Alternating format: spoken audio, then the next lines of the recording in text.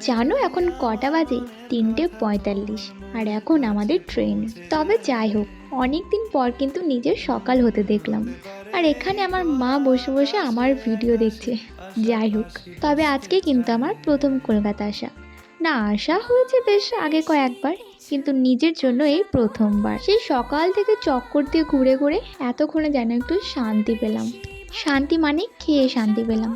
এত সুন্দর রান্না হয়েছিল এই খাবারগুলো। ইলিশ ভাপা, কাতলা ভাপা, চিকেন কষা সব কিছু অর্ডার করে দেওয়া হয়েছিল। তারপর নিজে কোথায় থাকবো সেই জায়গাটা ঠিক হবার পর যেন আর একটু বেশি শান্তি পেলাম।